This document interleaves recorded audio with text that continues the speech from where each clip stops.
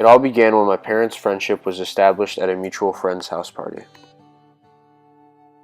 Their friendship lasted a year before constructing into a relationship.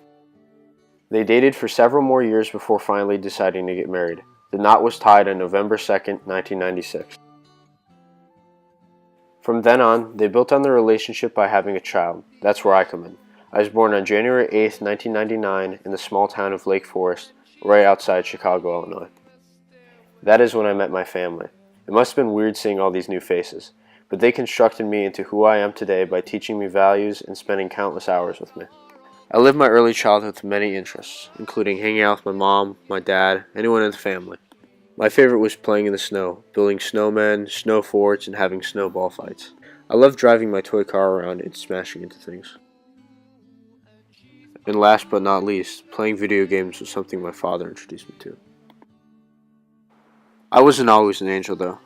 I loved to bring chaos to my suburban utopia, through various acts such as taking whatever wasn't mine, pestering my parents' poor birds, making a mess out of whatever I ate to the point where I wasn't getting any in my mouth, throwing my father's work all over the house and then proceeding to sit in the boxes where it came from, and being difficult because I was hiding in the hamper from my parents.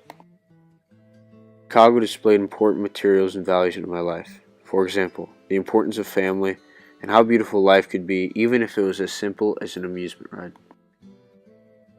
Sadly, life in the Windy City was short-lived. Around the age of 4, we pioneered to the Wild West, Arizona.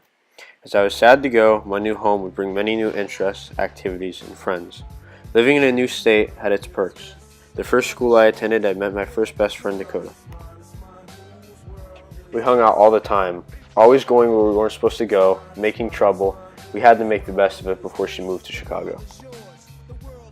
I would say sports and hobbies were the blueprints to my childhood. As a kid, I was very athletic. I participated in paintball, baseball, and football, but my real sport was karate. I spent 4 years meeting new friends and learning how to defend myself. Karate brought a whole new set of skills and challenges. I quickly rose through the ranks and became a brown belt before I was unable to attend. I tried to stay true to my values and spend as much time with family as possible. My parents and I went on trips to Chicago, California, and Hawaii. To me, there was nothing better than getting to experience new places with my family. When all this was happening, I switched schools to Cambridge Academy, which sounds a lot fancier than it is. Here I met Cade Carrasco. We clicked through numerous stupid activities and became great friends. We became friends with Kobe Polino to make it a trio. Our group shared many memories, like the field trip to California and Washington, D.C., where we got to see cool new places and mess around in a hotel room. From a person that hated school, Cambridge Academy completely changed that for me. I started to appreciate coming to school and seeing my friends as well as learning new material. We had night at the museum, where I dressed up as Da Vinci and explained his life and importance. As our time at junior high was ending, it was hard to say goodbye but exciting to move on to bigger and better things.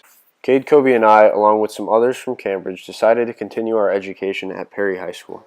This new adventure gave me many lessons to learn, such as fitting in is less important than it really sounds. Changing yourself to not be who you really are shows that you have little respect for yourself and others will treat you as such. At Perry, things were going to be different. I was actually going to be challenged academically thanks to STEM. I tried hard in school and ended up getting a few awards and learning a lot of new things. Perry helped to open up many doors for what I can do in the future as well as what I can do now.